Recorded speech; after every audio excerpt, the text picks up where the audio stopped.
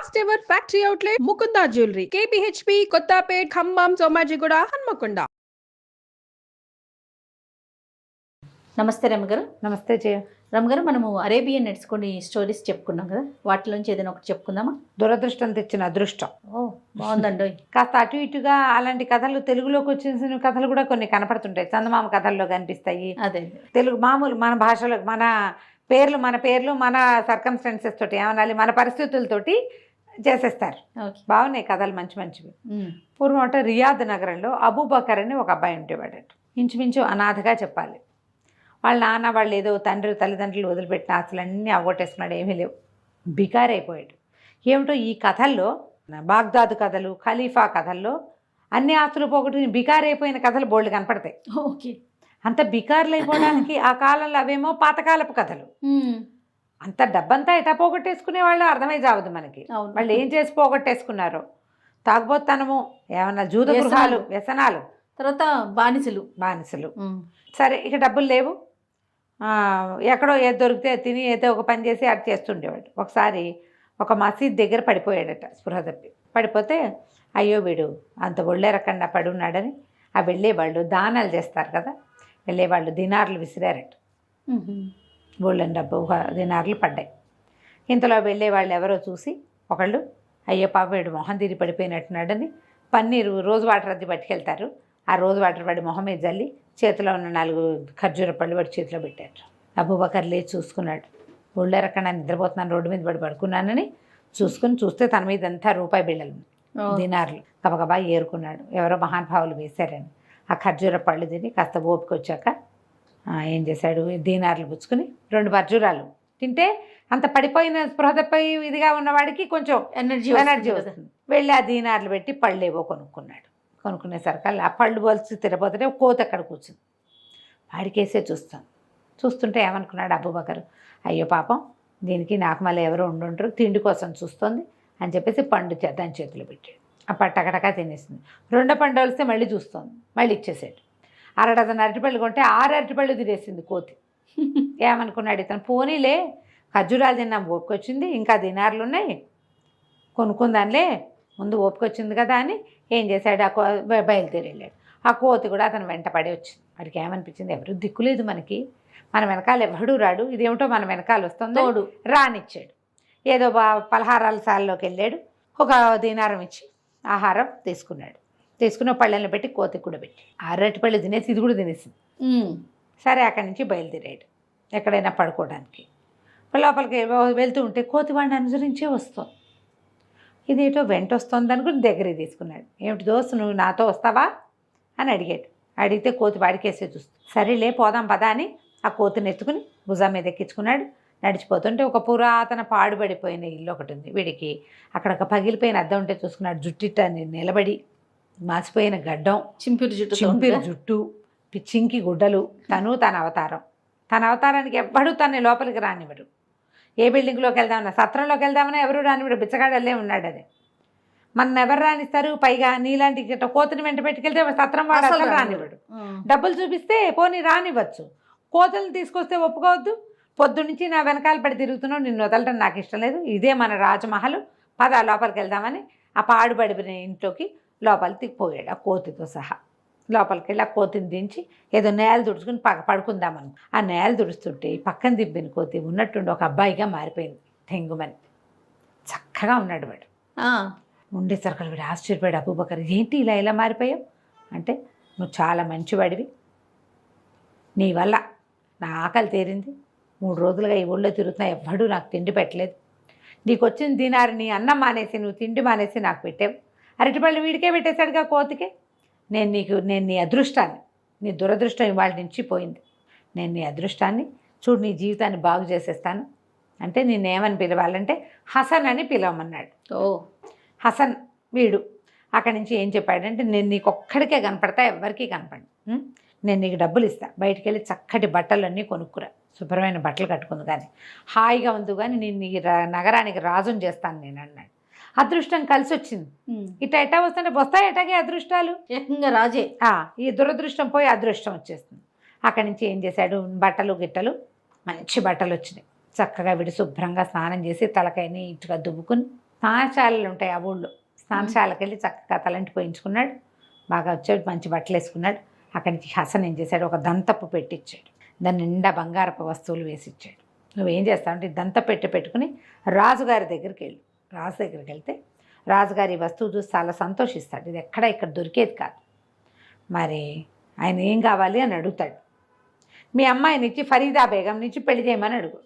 తెల్లబోయాడు అబూబకర్. ఇంకా నయం, రాజుగారి అమ్మాయిని పెళ్లి చేసుకోవడం ఏంటి? ఫరీదా బేగం మన మనుషులకి మనకి కంటికి కూడా కనపడదు. ఆ అమ్మాయిని పెళ్ళిట చేసుకుంటుంటే రాజు చేస్తాడయ్యా, నీకెందుకు, నేనున్నా కదా నీ అదృష్టాన్ని చెప్పు అనేసరికి సరే ఒప్పుకున్నాడు. 2-3 రోజులు చక్కగా తిని బాగా తయారయ్యి మంచి బట్టలు వేసుకుని దంత పుచ్చుకొని రాజుగారి దగ్గరికి వెళ్ళాడు. సుల్తాన్ దగ్గరికి వెళ్తే బయట అంతకుముందు ఎప్పుడు ముష్టి వాళ్ళని ఇలా మురికి చింకిగుడ్డల వాళ్ళని రాజభవనపు రోడ్డు మీద కూడా రానివ్వరు సైనికులు. కానీ వీడిని చూసి జీహుజూర్ అంటున్నారు. ప్రతి వాళ్ళకి తలా ₹1 ఇచ్చుకుంటూ లోపలికి వెళ్ళాడు, దినారాలు ఇచ్చుకుంటూ. రాజుగారిని చూశాడు. రాజుగారు అన్నారు, అబ్బో ఎంతో బాగున్నాడు కుర్రాడు, ఎంత బాగున్నాడు, 27 అట్లా ఆ వయసు ఉంటుంది వాడికి. బాగున్నాడు, మంచి బట్టలు, చెంకీ పని దాని నిండా, ఈ ఊళ్ళో జరిగేవి కాదు, ఎక్కడదో ఈ వస్తువు, ఈ బట్ట, ఆ క్లాత్ చాలా బాగుంది, వాడి డ్రెస్సు బాగుంది, డ్రెస్సులో వాడు బాగున్నాడు, వాడు తెచ్చిన దంత పెట్టె ఇంకా బాగుంది. దంత పెట్టె చూసేసరికి రాజు ఆశ్చర్యపోయాడు. ఆ సుల్తాన్ తెరిచి చూస్తే ఏముంది, అందులో అన్ని వజ్రాభరణాలు అవి ఉన్నాయి. చాలా ఆశ్చర్యపోయాడు. మీకేం కావాలి, నేను మీకేం చేయగలనంటే, అంటే మీరు చేయగలరో లేరు అన్నాడు. ఏం కాదు, నువ్వు ఏది అడిగినా చేస్తాను అనేసరికల్లా సరే రాజు అన్నాడు, చెప్పు అనేసరికి మనవాడు అబూబకర్ చెప్పాడు, ఫరీదా బేగంని వివాహం చేసుకోవాలనుకుంటున్నాను, మీ అమ్మాయిని నాకు ఇచ్చి పెళ్లి చేయండి అన్నాడు. రాజుగారు గతుకమన్నాడు. వజీర్ కేసి చూశాడు.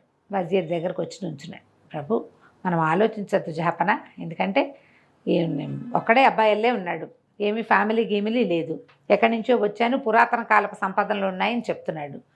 ఏం సంపద ఉందో కనుక్కుందాం, మనకైనా తాడు బొంగరాలు లేనివాడే కావాలి, మన అమ్మాయిని తీసుకుపోకూడదు, వాడు ఇక్కడే ఉండాలి, మనకంటే ఆస్తిపరుడు అయి ఉండాలి. ఎవరికైనా పిల్లని ఇచ్చేటప్పుడు ఆస్తిపరులు కావాలి. సరే బాగుందిగా, అందుకని సరే చేయమన్నాడు. వజీరే చెప్పాడు. సుల్తాన్ వారి దగ్గర అద్భుతమైన రత్నహారం ఒకటి ఉంది, కొన్ని కోట్ల ఖరీదు చేస్తుంది, మా రాజ్యం కంటే దాని విలువ ఎక్కువ.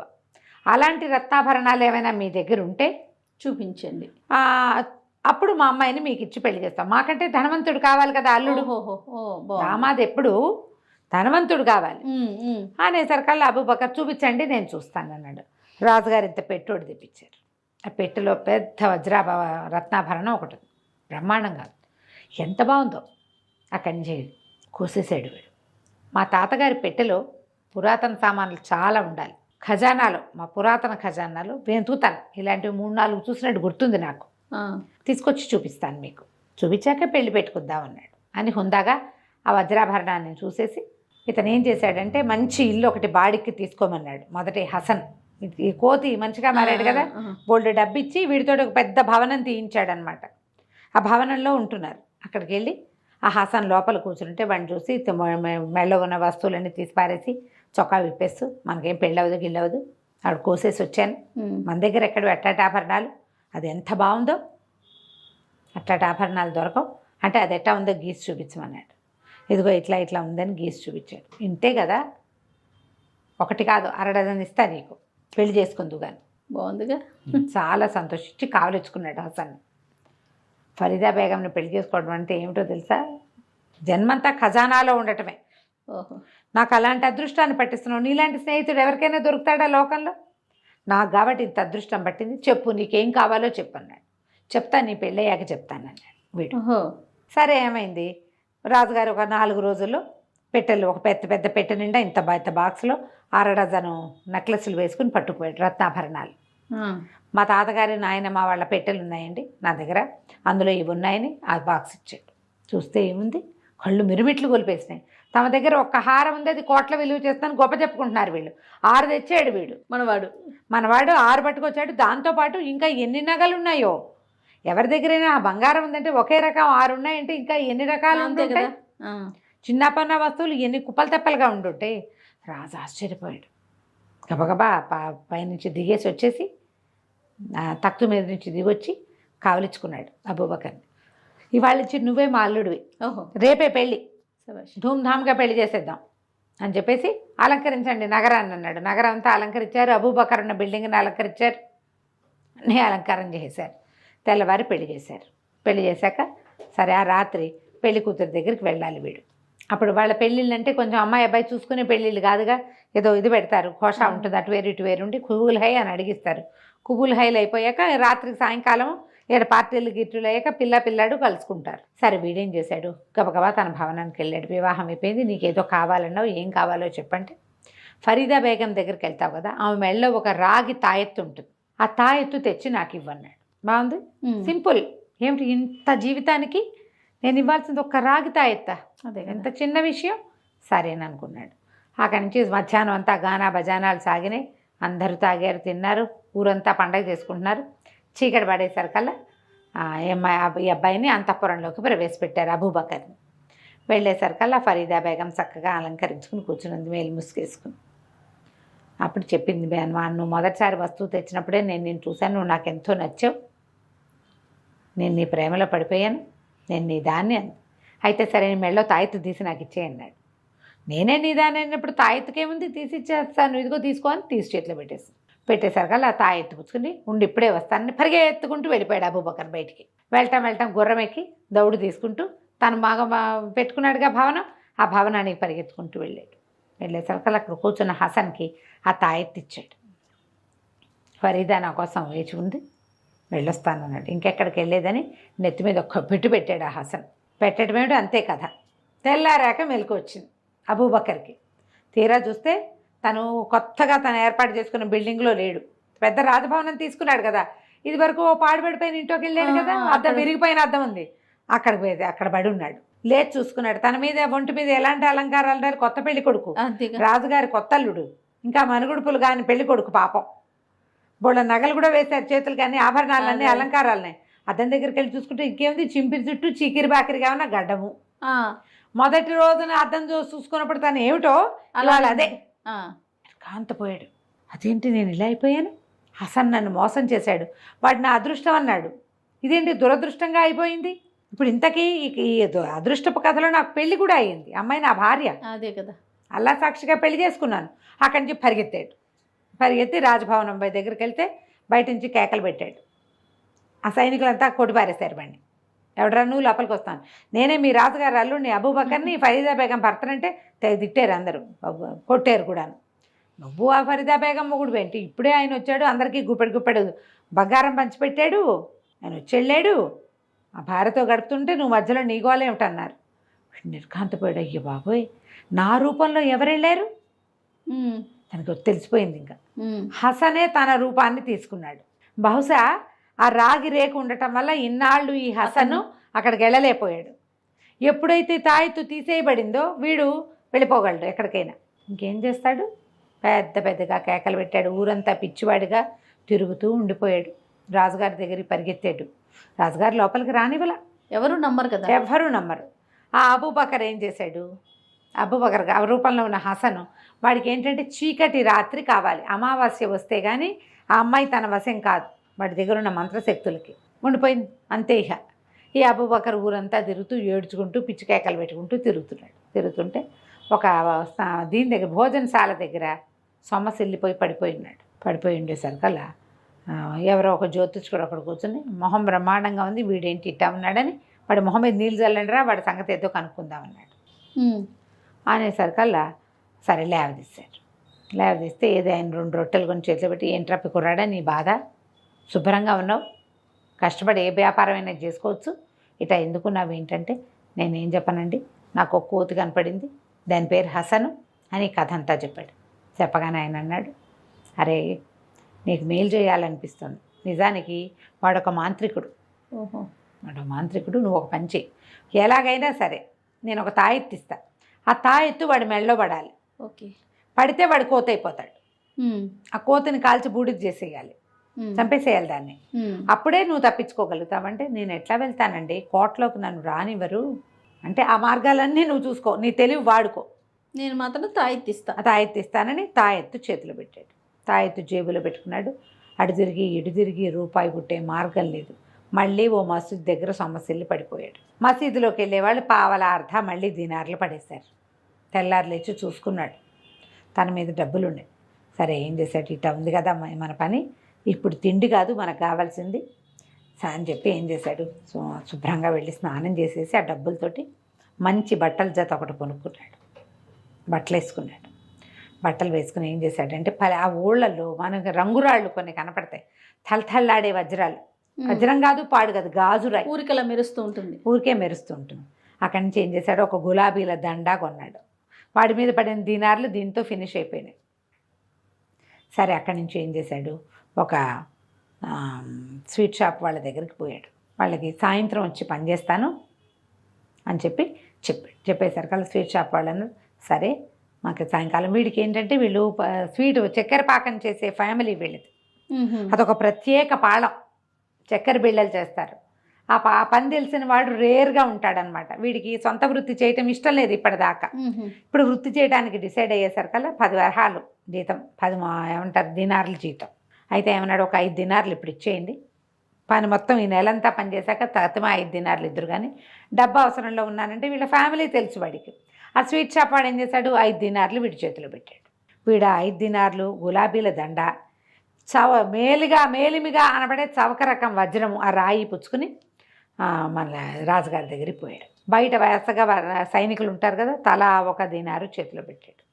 రాజుగారిని చూడాలి అని రాజుగారి దగ్గర ప్రవేశపెడితే ఎవరో ఏమిటో అంటే, మీ యువరాజు గారిని చూడాలి, అల్లుడు గారిని చూడాలి, ఆయన కోసం నీ వజ్రం తెచ్చాను, ఆయనకి ఫరీదా బేగం లాంటి వజ్రం దొరికింది, అలాంటి వజ్రం దొరికిన మహానుభావుడికి ఈ వజ్రాన్ని కూడా ఇవ్వాలనుకుంటున్నాను అనేసరికల్లా రాజుగారు తన అల్లుడు గొప్ప చాలా ఉంది ఆయన, అదే కదా, వజ్రం చూస్తే ధగా ధగా అంటోంది. దాని పక్కన గులాబీలు ఉండేసరికల్లా రంగు పడేది గులాబీ రంగు వజ్రంలాగా కనపడుతోంది. సరే అల్లుడు గారు రూముకి దారి తీయించాడు.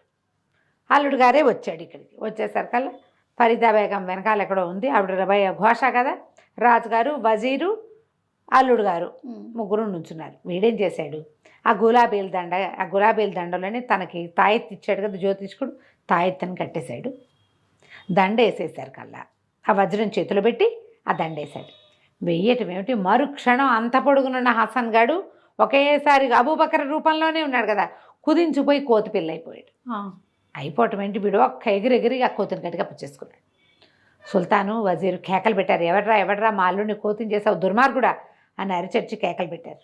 కేకలు పెడితే వీడు నిజంగా కోతేనండి, అబూబకర్ని నేను, నాకే మీ అమ్మాయి నుంచి పెళ్లి చేశారు మొన్న, నేనే మీకు వస్తువులు తీసుకొచ్చి చూపించాను అనేసరికల్లా నువ్వే మోసగాడివి ఎందుకు కాకూడదు, నువ్వు మా అల్లుడిని ఇట్లా చేసి నువ్వే మోసగాడివేమో అని అన్నాడు రాజు. ఇంతలో ఒక జ్యోతిష్కుడు లోపలికి వచ్చాడు.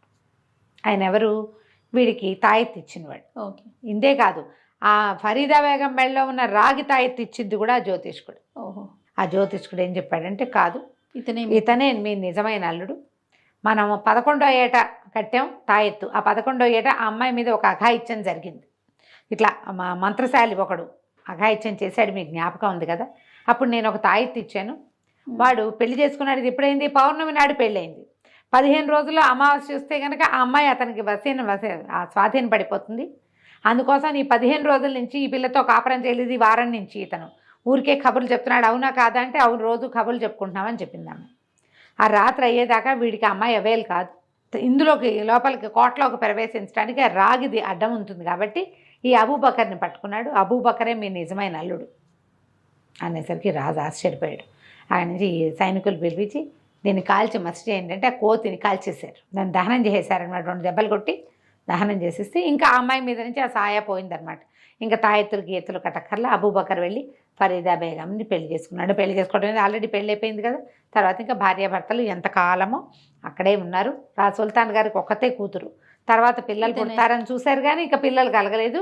ఈ అబూబకర్ ఫరీదా బేగంతో కాపురం చేసుకుంటూ హాయిగా పిల్లలు కానీ చాలా మంచి రాజుగా ఎందుకంటే ఈ మన మసీద్ దగ్గర 2 సార్లు ప్రజలు చేసిన దానమే అతన్ని కాపాడింది, అందుకని తప్పకుండా ప్రతి వాళ్ళు దానం చేయాలని ఒక శాసనం చేశాడట. చేసి చాలా కాలం ఆ రియాద్ రాజ్యాన్ని పరిపాలించాడు. కథ కంచికి మనం ఇంటికి. నమస్తే రమ్మగారు. నమస్తే.